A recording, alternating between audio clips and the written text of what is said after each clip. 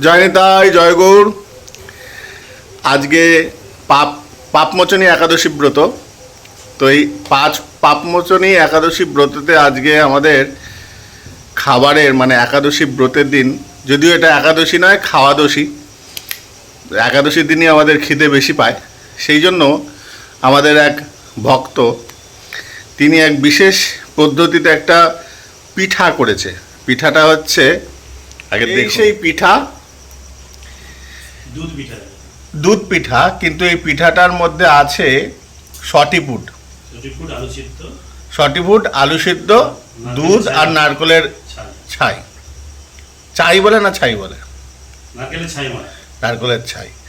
তো এই সটিপুটটা আজকে আমি একটু পরীক্ষা করে দেখব জিনিসটা ভালো কিনা। তাহলে ভালো হলে পরে এটা আবার প্রচার হয়ে যাবে মার্কেটে, সবাইকে বলে দেবো যে এই জিনিসটা একাদশীর দিন পেতে পারে। আচ্ছা, এই বিষয়ে রান্নাটা একটু আমাদের যিনি রান্না করেছেন তিনি একটু হালকা করে গুছিয়ে বলবেন। বলো কি কি করতে হয়। প্রথমে আলুকে সিদ্ধ করে আলুকে ভালো করে গ্রেড করতে হবে।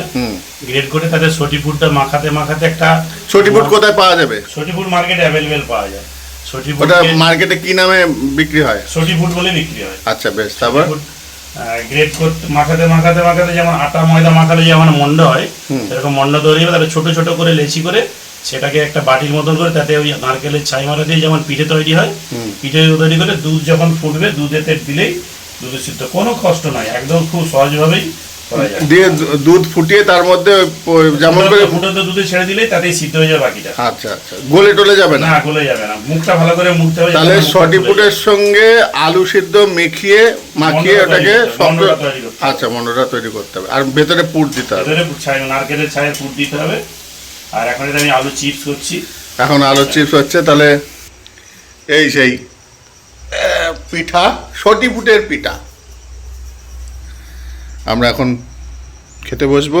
জয় গৌর।